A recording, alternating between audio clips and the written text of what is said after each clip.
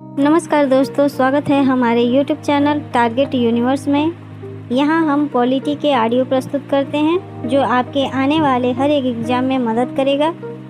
तो चलिए देर न करते हुए इस ऑडियो को सुनते हैं। चलिए दोस्तों, जैसा कि आप सभी को पता है कि हम राष्ट्रपति के बारे में चर्चाएं कर रहे थे। तो दोस्तों हम बात कर रहे थे संघीय कार्यपालिका भाग 5 आर्टिकल 52 से हमने चर्चाएं की थी। हमने कल बात की राष्ट्रपति के बारे में और संघीय कार्यपालिका में अभी हम राष्ट्रपति पढ़ रहे हैं। क्या पढ़ रहे हैं? प्रेसिडेंट के बारे में चर्चाएं कर रहे थे। इसके साथ साथ दोस्तों हमने कल देखा कि जो राष्ट्रपति है वो आर्टिकल 5 में दिया गया है। किसमें दिया गया है? आर्टिकल 5 में दिया गया है, आर्टिकल 52 में दिया गया है। ध्यान रखिएगा, देश का पहला नागरिक व संवैधानिक प्रमुख है। साथ ही संघ की कार्यपालिका का नाम मात्र का प्रमुख होता है। कैसा प्रमुख होता है? नाम मात्र का प्रमुख होता है। और संपूर्ण वास्तविक शक्ति किसके पास होती है? तो संपूर्ण वास्तविक शक्ति जो होती है दोस्तों वो हमारे प्रधानमंत्री के पास होती है। किसके पास होती है? प्रधानमंत्री के पास होती है। या तो हम कह सकते हैं कि मंत्री परिषद के पास होती है। और मंत्री परिषद का मुखिया कौन होता है? मंत्री परिषद का मुखिया प्रधानमंत्री होता है ना।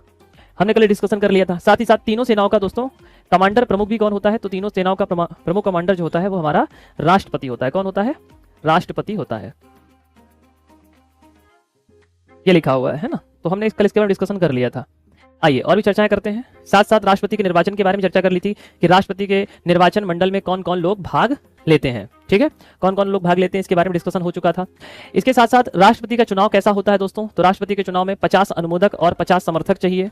इसके साथ साथ राष्ट्रपति का जो चुनाव होता है वो समानुपातिक प्रतिनिधित्व की एकल संक्रमणी मत पद्धति के आधार पर होता है। गुप्त मतदान होता है। आप किस व्यक्ति को वोट डालने जा रहे हैं ये किसी को पता नहीं होगा। ठीक है, तो गुप्त मतदान की प्रक्रिया को यहाँ पे संचालित किया जाता है। अब बात कर लेते हैं दोस्तों राष्ट्रपति के बारे में, कार्यकाल के बारे में, टेन्योर वगैरह के बारे में। तो आइए चर्चाएं होती हैं। और देखिए, अगर हम बात कर लेते हैं राष्ट्रपति के कार्यकाल के बारे में तो राष्ट्रपति का कार्यकाल कितना होता है? तो राष्ट्रपति का कार्यकाल होता है 5 साल। कितना होता है? राष्ट्रपति अपने पद पर बैठने से 5 साल तक अपने पद पर रहेगा। कितने साल तक? 5 साल तक अपने पद पर यह रहेगा। एक बात और भी दोस्तों ध्यान रखिएगा, जो सबसे महत्वपूर्ण बात है कि अगर हमारे देश में ऐसा है कि अगर कोई व्यक्ति एक बार राष्ट्रपति बन चुका है तो क्या वो दोबारा राष्ट्रपति बन सकता है? बिल्कुल, दोबारा भी राष्ट्रपति बन सकता है। दोबारा भी क्या बन सकता है? राष्ट्रपति बन सकता है। क्या कर सकता है? अगर कोई व्यक्ति एक बार राष्ट्रपति बन चुका है तो वह दोबारा भी राष्ट्रपति बन सकता है। ऐसा कभी हुआ है? जी हाँ, देश के संविधान में की अगर हम बात करें तो देश के संविधान में एक बार डॉक्टर राजेंद्र प्रसाद जी 2 बार राष्ट्रपति रह चुके हैं। ठीक है, तो अगर हम कार्यकाल की बात करें तो कार्यकाल हालांकि पढ़ा चुका हूं। यदि अगर राष्ट्रपति ने त्यागपत्र दे दिया, इस्तीफा दे दिया, या महाभियोग प्रक्रिया के द्वारा हटा दिया गया, या महाभियोग प्रक्रिया के द्वारा राष्ट्रपति को उसके पद से हटा दिया गया, तो नया राष्ट्रपति पूरे कार्यकाल के लिए आएगा। पूरे कार्यकाल के लिए आएगा।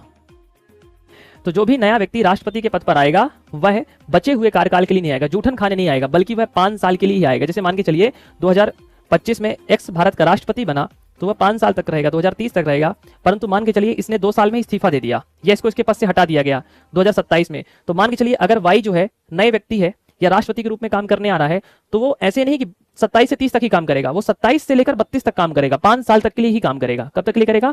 5 साल तक के लिए ही काम करेगा। तो ये तो हो गया राष्ट्रपति का कार्यकाल कि राष्ट्रपति 5 साल के लिए आएगा। और हाँ, एक बात और समझिए, अब हम बात करते हैं राष्ट्रपति के महाभियोग की तरफ। क्या है राष्ट्रपति का महाभियोग? खान में महाभियोग शब्द किस आर्टिकल में है? भारतीय संविधान के अनुच्छेद 61 में है। महाभियोग शब्द केवल भारतीय संविधान में राष्ट्रपति के लिए है। भारतीय संविधान में केवल राष्ट्रपति के लिए है। केवल राष्ट्रपति को हटाने के लिए, हटाने हेतु इस प्रक्रिया का पालन किया जाता है। महाभियोग की प्रक्रिया संसद के किसी भी सदन में, चाहे तो लोकसभा में या राज्यसभा में, चाहे तो लोकसभा में या राज्यसभा में प्रारंभ की जा सकती है। प्रारंभ की जा सकती है। कहीं भी संसद के दो सदन होते हैं, एक होता है लोकसभा, एक होता है राज्यसभा। आप किसी भी सदन से चालू कर सकते हैं, कोई फर्क नहीं पड़ता। लोकसभा से चालू करना है लोकसभा से चालू कर दीजिए, राज्यसभा से चालू करना है तो राज्यसभा से भी चालू कर सकते हैं, अर्थात इसे संसद के किसी भी सदन से चालू कर सकते हैं। पर जब भी आप संसद के किसी भी सदन से चालू करेंगे, जिस भी सदन से चालू करेंगे, तो उस सदन के एक चौथाई सदस्यों के द्वारा नोटिस में हस्ताक्षर किया जाएगा। नोटिस में हस्ताक्षर किया जाएगा। हस्ताक्षर क्यों किया जाएगा? कि भाई हम राष्ट्रपति को हटाने की प्रक्रिया को संचालित करना चाहते हैं। तो मान लो अगर लोकसभा में लेकर आ रहे हो तो लोकसभा के एक चौथाई सदस्य क्या करेंगे? उस नोटिस प्रक्रिया में हस्ताक्षर करेंगे। क्या करेंगे? हस्ताक्षर किया जाएगा। ठीक है।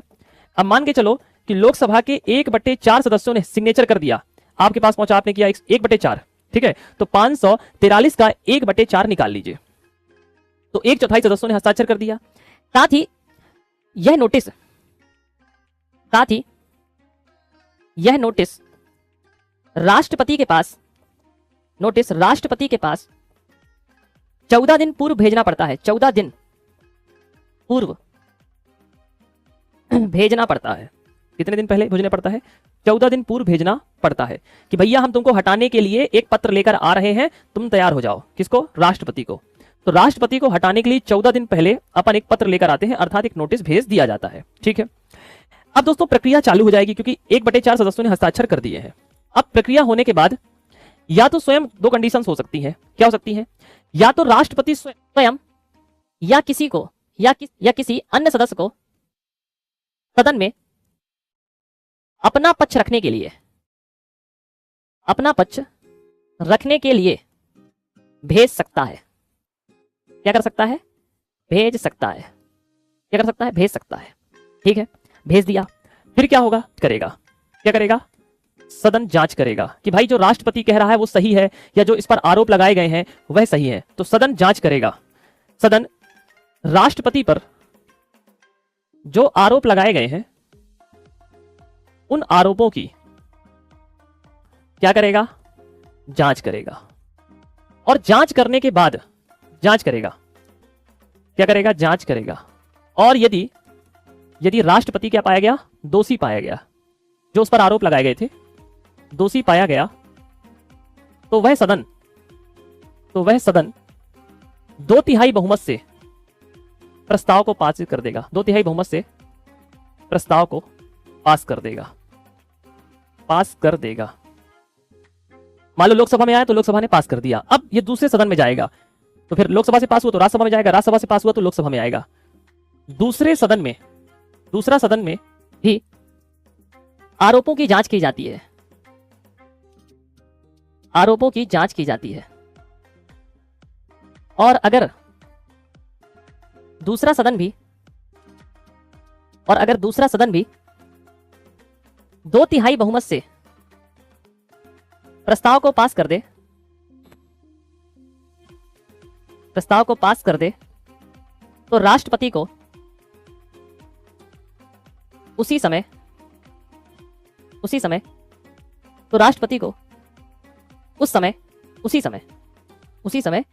पद से हटा दिया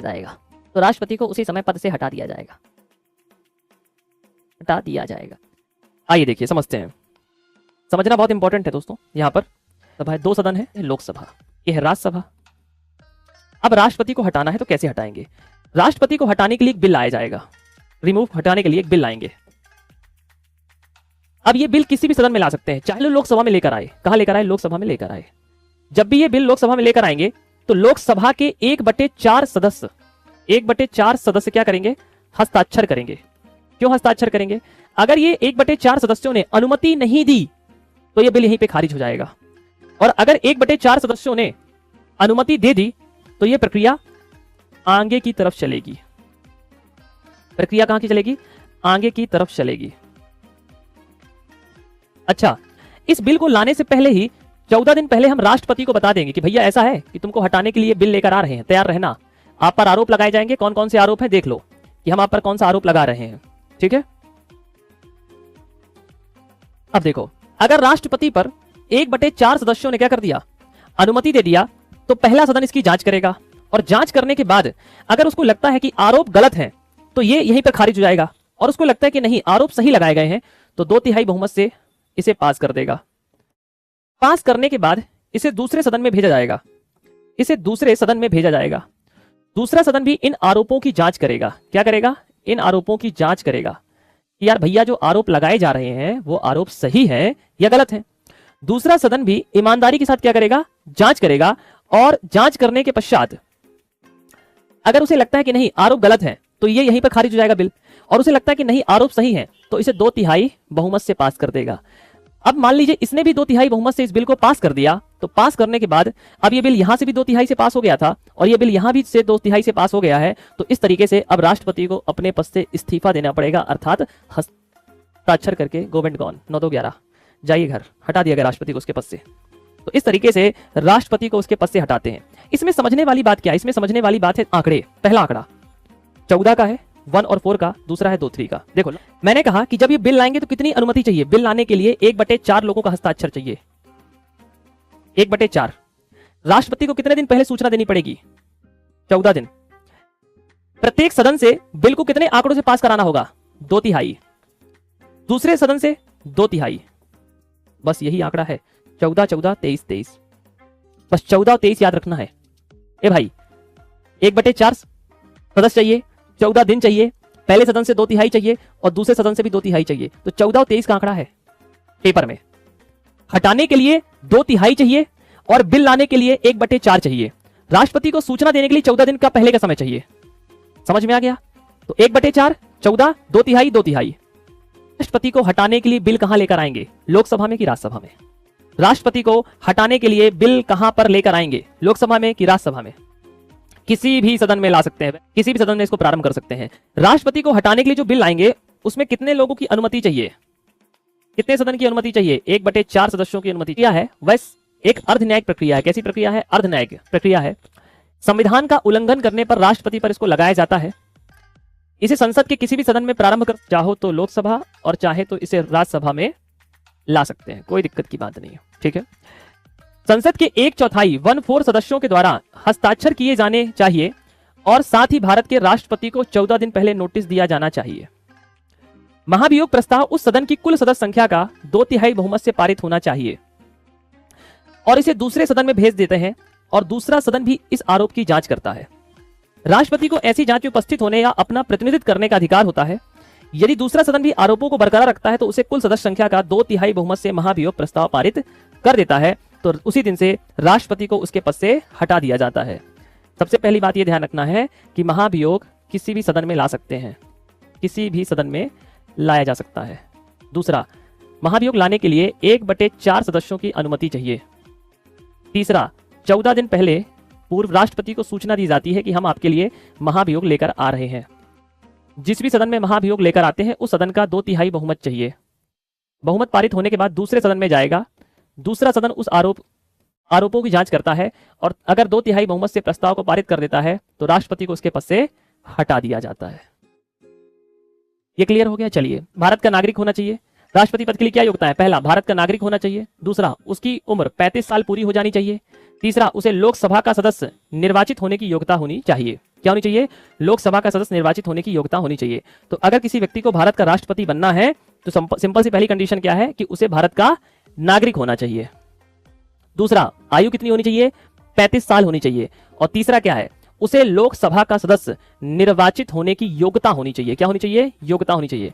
और चौथा, वह किसी प्रकार के लाभ के पद पर ना रहे। लाभ का पद क्या होता है? सरकारी नौकरी। तो सरकारी नौकरी पे रहते हुए आप राष्ट्रपति का चुनाव नहीं लड़ सकते, है ना? हाँ, ध्यान रखिएगा। अच्छा, ये बताइए, अगर किसी व्यक्ति का जन्म पाकिस्तान में हुआ है या अमेरिका में हुआ है या चाइना में हुआ है या चीन में हुआ है, तो क्या वो भारत का राष्ट्रपति बन सकता है? या किसी अन्य देश में हुआ है तो क्या वो भारत का राष्ट्रपति बन सकता है? राष्ट्रपति के लिए शर्तें क्या है? शर्त यह है कि वो लाभ आपके पद पर ना रहे, ठीक है, अपने कार्यों को अच्छे से निभाए, किसी भी सदन का सदस्य ना रहे जो जब तक वो राष्ट्रपति के पद पर है। ठीक है, आइए बात करते हैं अब राष्ट्रपति को शपथ कौन दिलाते हैं। दोस्तों ध्यान रखिएगा, राष्ट्रपति को उनके शपथ भारत के सुप्रीम कोर्ट दिलाते हैं, सुप्रीम कोर्ट के मुख्य न्यायाधीश दिलाते हैं। अब मान के चलो सुप्रीम कोर्ट के मुख्य न्यायाधीश है ही नहीं है, तो फिर सुप्रीम कोर्ट के सबसे वरिष्ठतम न्यायाधीश शपथ दिलाते हैं। कौन दिलाते हैं?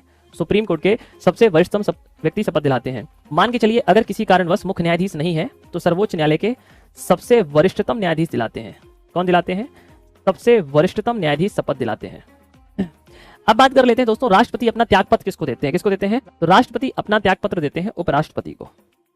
किसको देते हैं? उपराष्ट्रपति को देते हैं। अगर राष्ट्रपति ने अपना इस्तीफा उपराष्ट्रपति को दिया, किसको दिया? उपराष्ट्रपति को दिया, तो उपराष्ट्रपति ये बात किसे बताता है? इस बात की सूचना किसे देता है? तो ध्यान रखिएगा, उपराष्ट्रपति लोकसभा अध्यक्ष को बताता है। किसको देता है? लोकसभा अध्यक्ष को देता है। लोकसभा अध्यक्ष क्या होता है? जब हम संसद पढ़ेंगे तब पढ़ेंगे, अभी फिलहाल इतना जान लीजिए कि लोकसभा के अध्यक्ष को देता है। ये क्वेश्चन अभी एग्जाम रिसेंट अभी आया, रिसेंट एग्जाम हुआ है, उसमें पूछा गया है। आइए बात करते हैं कुछ और महत्वपूर्ण चीजों के बारे में। अगर मान के चलिए राष्ट्रपति का कार्यकाल हो जाए, राष्ट्रपति का कार्यकाल पूर्ण होने से पूर्व ही 6 माह के अंदर चुनाव करा लिया जाता है। क्या करा लिया जाता है? चुनाव करा लिया जाता है। कितने माह के अंदर? 6 माह के अंदर चुनाव करा लिया जाता है। अब देखो कैसे, जैसे मान के चलिए 2025 में कोई व्यक्ति भारत का राष्ट्रपति बना, उसका नाम है एक्स। कब तक रहेगा सर? 2030 तक रहेगा। 5 साल रहेगा, टेन्योर 5 साल है। कितने साल है? 5 साल है, 2030 तक तो रहेगा ही रहेगा। ठीक, अब मान के चलिए 2030 में एक्स रिटायर होने वाला है, क्योंकि 5 साल पूरे हो जाएंगे, तो उसके 6 माह के अंदर नए राष्ट्रपति का हम चुनाव करा लेंगे। क्या करा लेंगे? नए राष्ट्रपति का हम चुनाव करा लेंगे। तो नए राष्ट्रपति का चुनाव पूर्व वाले जो राष्ट्रपति के जाने से 6 माह के अंदर करा लेते हैं। किसका चुनाव कराते हैं? नए राष्ट्रपति का। नए राष्ट्रपति का। राष्ट्रपति का कार्यकाल पूर्ण होने से पूर्व ही 6 माह के अंदर चुनाव करा लिया जाता है। मान के चलिए नए राष्ट्रपति का चुनाव नहीं हुआ, अगर किसी कारणवश नए राष्ट्रपति का चुनाव नहीं हुआ, किसी कारणवश नए राष्ट्रपति का चुनाव नहीं हुआ, तो पुराना राष्ट्रपति अपने पद पर बना रहेगा। पुराना राष्ट्रपति अपने पद पर बना रहेगा। कब तक के लिए बना रहेगा? बना रहेगा जब तक नए राष्ट्रपति का चुनाव नहीं हो जाता। जब तक कि नए राष्ट्रपति का चुनाव नहीं हो जाता। अगर किसी कारणवश नए राष्ट्रपति का चुनाव नहीं हुआ तो पुराना राष्ट्रपति ही अपने पद पर बना रहेगा जब तक कि भैया नए राष्ट्रपति का चुनाव नहीं हो जाता। सिंपल सी बात है ना। आपको तब तक नहीं हटाया जाएगा जब तक कि आपसे बेहतर नहीं मिलेगा। अगर राष्ट्रपति मान लीजिए अपने पद पर नहीं है, मान के चलिए राष्ट्रपति ने इस्तीफा दे दिया अचानक से। क्या दे दिया? मान के चलिए राष्ट्रपति ने इस्तीफा दे दिया, त्यागपत्र दे दिया, या राष्ट्रपति जी का निधन हो गया। क्या हो गया? निधन हो गया। और किसी कारणवश राष्ट्रपति का पद खाली है। किसी कारणवश राष्ट्रपति का पद खाली है। किसका पद खाली है? राष्ट्रपति का पद खाली है। तो अगर राष्ट्रपति का पद खाली है तो उसके स्थान पर उपराष्ट्रपति को बैठा दिया जाएगा। किसको? उपराष्ट्रपति को बैठा देंगे। किसको बैठा देंगे? उपराष्ट्रपति को बैठा दिया जाए। मान के चलिए उपराष्ट्रपति भी अपने पद पर नहीं है तो फिर सुप्रीम कोर्ट के मुख्य न्यायाधीश को बैठा देंगे। किसको? सर्वोच्च न्यायालय के मुख्य न्यायाधीश को। क्या? तो अगर राष्ट्रपति का पद खाली है तो उपराष्ट्रपति को सिंहासन पर बैठा देंगे, उपराष्ट्रपति को राष्ट्रपति की जगह बैठा देंगे। अगर उपराष्ट्रपति भी नहीं तो सर्वोच्च न्यायालय के मुख्य न्यायाधीश को राष्ट्रपति के पद पर बैठा देंगे। ऐसा कभी नहीं हुआ कि ये दोनों लोग ही ना हो। अरे कोई ना कोई तो रहेगा।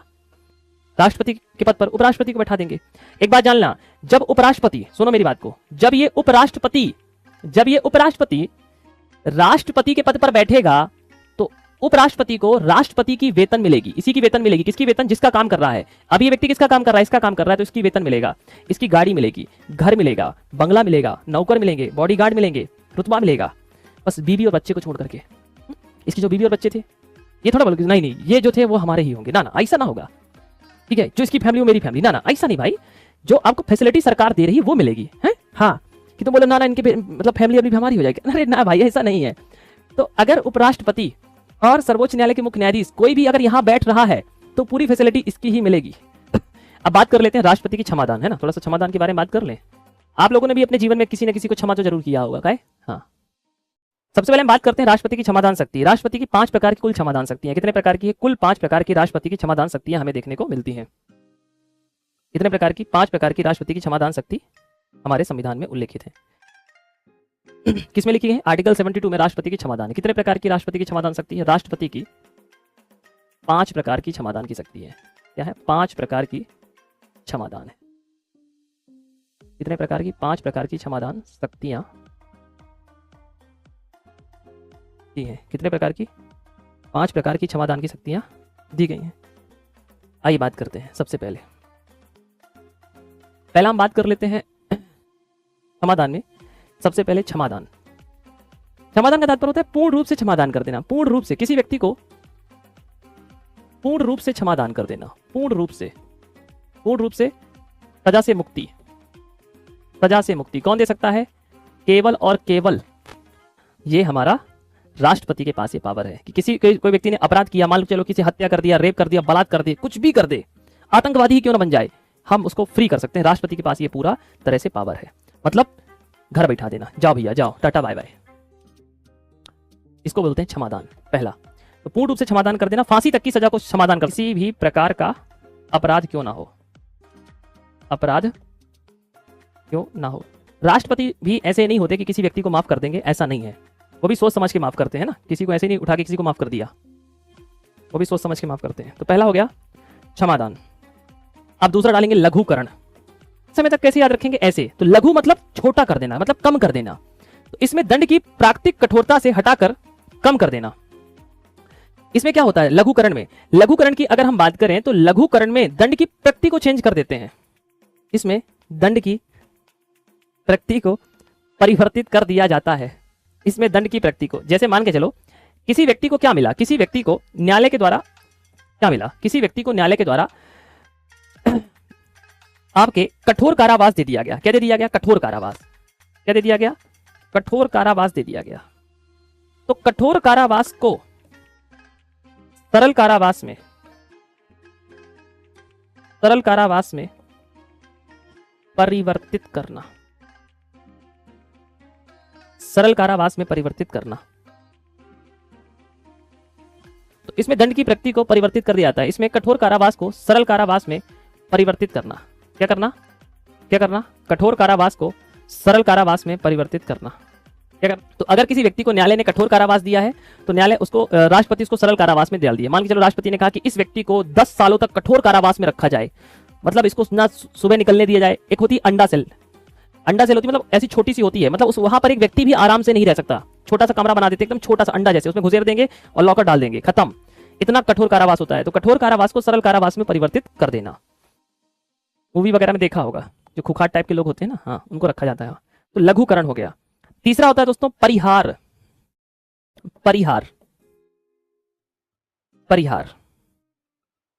परिहार का तात्पर्य दोस्तों ये होता है कि इसमें दंड की अवधि घटा देना। दंड की अवधि, इसमें की अवधि को मतलब टाइम को, अवधि को घटा देते हैं। जैसे मान के चलिए किसी व्यक्ति को 10 वर्षों की सजा मिली, तो 10 वर्षों की सजा को 5 साल की सजा कर देना। कितनी कर देना? 5 साल की सजा कर देना। तो लो भाई खत्म। अब किसी व्यक्ति को 10 साल की सजा थी, उसकी 5 साल की सजा होगी। तो इसमें क्या हो गया? दंड का जो नेचर चेंज नहीं हुआ, टेन्योर चेंज हो गया, टाइम पीरियड चेंज हो गया, अवधि चेंज हो गई। क्या चेंज हो गई? अवधि चेंज हो गई। समझ में आ गया? समाधान समझ में आ गया, लघुकरण समझ में आ गया और परिहार समझ में आ गया। ठीक है, अब बात कर लेते हैं दोस्तों विराम। चौथा हो गया विराम।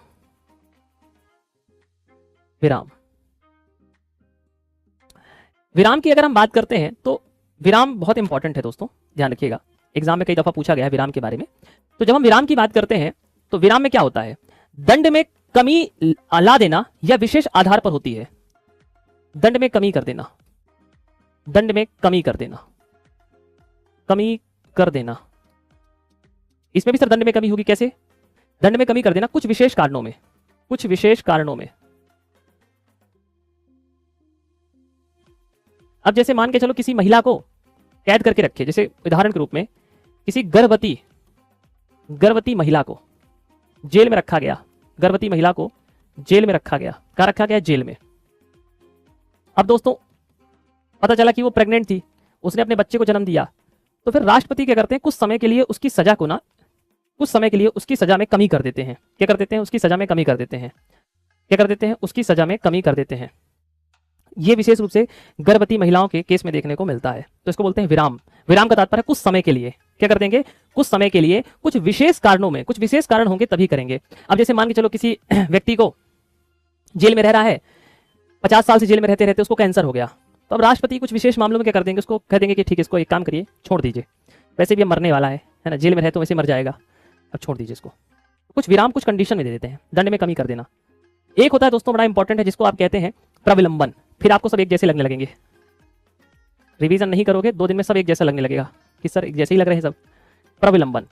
प्रविलंबन क्या होता है? दंड प्रदान करने में विलंब करना, दंड देने में, दंड देने में देरी करना, देरी करना। उदाहरण जैसे मृत्युदंड के मामले में, मृत्युदंड के मामले में। अब जैसे कोई किसी व्यक्ति को फांसी की सजा होने वाली है, ठीक है, क्या होने वाली? फांसी की सजा होने वाली है। अब उसने राष्ट्रपति जी को अरदास लिखा, लेटर लिखा कि राष्ट्रपति जी मेरी इच्छा है कि मुझे तो फांसी होने ही वाली है, तो मैं चाहता हूं कि एक बार हज यात्रा में चला जाऊं, एक बार राम मंदिर के दर्शन कराऊं, तो कुछ समय के लिए मेरी फांसी को रोक दी जाए, है ना। हाँ, अमृतसर मंदिर दर्शन करने जाना है, एक बार मेरी इच्छा है कि मुझे VIP फ्लाइट के द्वारा भेज दिया जाए। पुलिस वाले ले जाएंगे मान लो उसको, ठीक है। तो कुछ विशेष कंडीशन में ही क्या है, मृत्युदंड को रोक सकते हैं। इसको बोलते हैं प्राविलंबन, विलंब कर देना, विलंब, भाई रोक दो रोक दो। अच्छा, आखिरी इच्छा नहीं पूछी जाती है हर व्यक्ति से, क्या खाना है? हाँ, तो आखिरी इच्छा पूछने पर ये दोस्तों देते हैं, तो दंड में कुछ समय के लिए कमी कर देते हैं। इसको बोलते हैं प्रविलंबन। राष्ट्रपति को जब भी लेटर लिखा जाता है क्षमादान के लिए, है ना, तो राष्ट्रपति को क्षमादान के लिए हमेशा सुन लो, ऐसा नहीं है कि आप राष्ट्रपति जी के पास गए कि राष्ट्रपति जी मेरे को फांसी की सजा हो रही, बहुत कूटे हैं 5 साल है, अब तो रहम कर दीजिए, ऐसा नहीं है। जिस व्यक्ति को फांसी या जिस व्यक्ति को क्षमादान चाहिए वह कभी भी राष्ट्रपति के पास नहीं जाता है, वह राष्ट्रपति को लेटर लिखता है। क्या लिखता है? वह राष्ट्रपति को लेटर लिखता है। क्या लिखता है? वह हमेशा राष्ट्रपति को लेटर लिखता है, ठीक है। पहली बात तो ये समझिए, तो राष्ट्रपति को लेटर लिखा जाता है। अगर किसी मान के चलिए किसी व्यक्ति को, जैसे मान के चलिए एक्स नाम का व्यक्ति है, इस एक्स नाम के व्यक्ति को फांसी की सजा होने वाली है, मान के चलो 15 तारीख को, 15 तारीख को इसको फांसी की सजा होने वाली है, और ये महान ज्ञानी है, पॉलिटी मेरे से पढ़ रखा था जेल में, तो इस व्यक्ति को दिमाग आया कि 15 को फांसी होने वाली, क्यों ना मैं राष्ट्रपति को लेटर लिख देता हूँ। लेटर लिख दिया इसने, और 14 तारीख को राष्ट्रपति को लेटर भेज दिया, तो अब इसको फांसी नहीं होगी, अभी रोकनी पड़ेगी इसकी फांसी। क्यों? इसलिए क्योंकि इसने राष्ट्रपति को 14 तारीख को लेटर लिख दिया है, और जब तक राष्ट्रपति के द्वारा से रिप्लाई नहीं आ जाता वहां से, जब तक वहां से उस पत्र का रिप्लाई राष्ट्रपति के द्वारा नहीं आ जाता, तब तक इस व्यक्ति को फांसी नहीं होगी। क्या नहीं होगी? इसको फांसी नहीं होगी। समझ में आ गया? तो अगर किसी व्यक्ति ने राष्ट्रपति को लेटर लिखा है तो तब तक उसे फांसी की सजा नहीं दी जाएगी जब तक कि राष्ट्रपति के द्वारा वहां से रिप्लाई, उस लेटर का जवाब ना दे दिया जाए। क्या ना दे दिया जाए? जवाब ना दे दिया जाए। समझ में आ गया? जब तक क्या ना दी जाए? जवाब ना दे दिया जाए। अनुच्छेद 123 में है, 1, 2, 3 में अध्यादेश। अध्यादेश का तात्पर्य क्या होता है? अध्यादेश तब लाया जाता है जब संसद का सत्र ना चल रहा हो, जब संसद का सत्र ना चल रहा हो,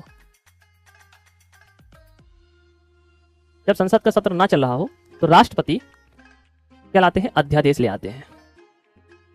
क्या ले आते हैं? अध्यादेश लेकर आते हैं। अध्यादेश का कार्यकाल कितना होता है? सीमा कितनी होती है? सीमा, इसकी सीमा होती है 6 माह। और कभी पूछ ले अधिकतम सीमा कितनी होती है, तो 6 माह 6 सप्ताह है। अधिकतम सीमा तो आप बताओगे 6 माह 6 सप्ताह है। इस शब्द को याद कर लेना है, दिमाग में अपने बैठा लेना है। क्या कर लेना है? शब्दों को बैठा लेना है।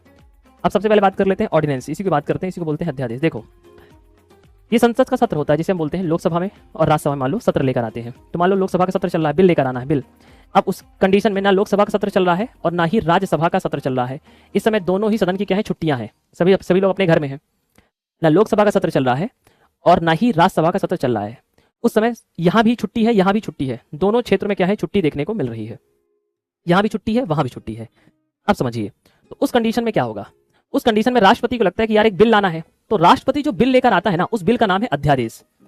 राष्ट्रपति जो बिल लेकर आता है उस बिल का नाम है अध्यादेश। अब ये राष्ट्रपति अध्यादेश किसी भी सदन में ला सकता है। क्या ला सकता है? राष्ट्रपति अध्यादेश ला सकता है। ठीक है, पहली बात। अब मान के चलो राष्ट्रपति अध्यादेश लेकर आया। अब हमेशा दोस्तों क्या होता है कि संसद के जब भी सत्र में छुट्टी रहती है तो कभी भी 6 माह से ज्यादा छुट्टी नहीं होगी, कभी भी 6 माह से ज्यादा छुट्टी होती ही नहीं है संसद के किसी भी सत्र में। तो मान के चलिए अगर संसद के सत्र चल रहे हैं, संसद में 3 सत्र होते हैं। अब सत्र आपको नहीं पता है अभी, तो फिलहाल आगे चलकर पढ़ाऊंगा कि संसद में मानसून सत्र होता है, बजट सत्र होता है, शीतकालीन सत्र होता है। सुना होगा बजट सत्र ला रहे हैं, है ना। संसद में कितने होते हैं? 3 सत्र होते हैं लोकसभा में। तो किसी भी एक सत्र से दूसरे सत्र में 6 माह से ज्यादा का गैप नहीं होना चाहिए, कभी भी 6 माह से ज्यादा का गैप नहीं होता है। 6 माह के अंदर अंदर बैठक बुला ही ली जाती है। अब मान के चलो संसद की बैठक बुला ली गई, संसद की बैठक बुलाई गई। ठीक है, क्या बुलाई गई? संसद की बैठक बुलाई गई। अब जब संसद की बैठक को बुलाया जाएगा तो मान लो 1 तारीख को बुलाया गया। क्या बुलाया गया? 1 तारीख को बुलाया गया। 1 तारीख कब? जनवरी में। मान लो जनवरी में 1 जनवरी को संसद की बैठक बुलाई गई। और इससे पहले राष्ट्रपति क्या ले आए थे? अध्यादेश लेकर आए थे। क्या लेकर आए थे? राष्ट्रपति उससे पहले अध्यादेश लेकर आए थे बबुआ। ठीक है, अब मान के चलिए अध्यादेश लेकर आए और ये अध्यादेश को अब संसद के सत्र में 6 माह तक सुना जा सकता है। कितने माह तक? 6 माह तक सुना जा सकता है। अब मान के चलिए 6 माह तक सुना जाना था। अब इसी बीच 1 तारीख को संसद का सत्र चालू हो गया। अब मान के चलिए संसद के सत्र चालू होने के बाद अगर राष्ट्रपति के इस अध्यादेश को नहीं सुना गया तो ये पूरी तरह से यहाँ पे खारिज हो जाएगा, जीरो हो जाएगा, विलोपित हो जाएगा, खत्म। और अगर सुन लिया गया तो 1 तारीख से कितने दिन के अंदर अंदर सुना जाना चाहिए? तो 1 तारीख से लेकर के 6 सप्ताह तक, 6 सप्ताह तक सुन सकते हैं। कितने सप्ताह तक सुन सकते हैं? 6 सप्ताह तक सुन सकते हैं कि ये 6 माह 6 सप्ताह का प्रोग्राम है। कितना? 6 माह 6 सप्ताह। हमेशा संसद के जितने भी सत्र होते हैं, हमेशा एक सत्र से दूसरे सत्र में अधिकतम कितना समय होता है? 6 माह का समय होता है। जैसे मान लो ये पहला सत्र है, ये दूसरा सत्र है, ये तीसरा सत्र है। एक सत्र से दूसरे सत्र में और दूसरे सत्र से तीसरे सत्र में 6 माह का समय होता है। कितना? 6 माह का। यहां भी 6 माह का समय है। अब मान के चलो राष्ट्रपति अध्यादेश लेकर आ गए। इसी बीच जब ये सत्र नहीं चल रहा, ना ये सत्र चल रहा, ना ये सत्र चल रहा, जब भी सत्र लेकर आएंगे तो सत्र लेकर आए तो अगर सत्र लेकर आने के बाद 6 माह के बाद, 6 माह के अंदर अंदर कोई भी सत्र आ गया तो ये कानून बन जाएगा। अगर सरकार बनाना चाहेगी तो, सरकार को नहीं बनाना तो अध्यादेश को खारिज कर दिया जाएगा। पर पहली बैठक से कितने दिन के अंदर अंदर तक सुनना चाहिए? 6 सप्ताह तक। अगर 6 सप्ताह तक नहीं सुना, 6 सप्ताह तक नहीं सुना तो फिर क्या है? अध्यादेश खत्म हो गया। और मान लो 6 सप्ताह के अंदर अंदर सुन लिया तो वही अध्यादेश कानून बन जाएगा। राष्ट्रपति का सलाह है, राष्ट्रपति की सलाहकारी शक्ति किस आर्टिकल में है? 143 में। किसमें है? अनुच्छेद 143 में। 143। इसका प्रयोग तुमने कभी जीवन में उल्टे सीधे कामों में किया होगा, पर अब सही कामों में कर लो सिलेक्शन के लिए। 143। ठीक है, तो राष्ट्रपति की दोस्तों क्या है? सलाहकारी शक्ति। राष्ट्रपति किससे सलाह ले सकता है? तो राष्ट्रपति सलाह भी उसी व्यक्ति से लेकर जो महान व्यक्ति होगा। राष्ट्रपति भारत का पहला नागरिक। तो राष्ट्रपति संविधान के विषयों में, संविधान, कानून या विधि के मामले में, या विधि के मामले में सुप्रीम कोर्ट के मुख्य न्यायाधीश से सलाह लेगा। किससे सलाह लेगा? सुप्रीम कोर्ट के, सर्वोच्च न्यायालय के मुख्य न्यायाधीश से सलाह लेगा। पहली बात तो ठीक। अब एक बात जानिए, राष्ट्रपति सलाह लेगा किससे? सुप्रीम कोर्ट के मुख्य न्यायाधीश से। सर्वोच्च न्यायालय का जो मुख्य न्यायाधीश है वह सलाह देने के लिए बाध्यकारी नहीं है। राष्ट्रपति ने सलाह मांगी कि भैया ऐसे विषय पर, तो सर्वोच्च न्यायालय का मुख्य न्यायाधीश सलाह देने के लिए बाध्यकारी नहीं है, बाध्यकारी नहीं है। और ना ही राष्ट्रपति बाध्यकारी है, और ना ही राष्ट्रपति बाध्यकारी है, और ना ही राष्ट्रपति बाध्यकारी है। समझो, यही लिखा है कि राष्ट्रपति को सर्वोच्च न्यायालय के मुख्य न्यायाधीश से सलाह लेने के लिए बाध्यकारी नहीं है, और ना ही राष्ट्रपति को सर्वोच्च न्यायालय का मुख्य न्यायाधीश सलाह देने के लिए बाध्यकारी नहीं है, और ना ही राष्ट्रपति बाध्यकारी है। कोई भी बाध्यकारी नहीं है, कोई भी बाध्यकारी नहीं है, ध्यान रखिएगा।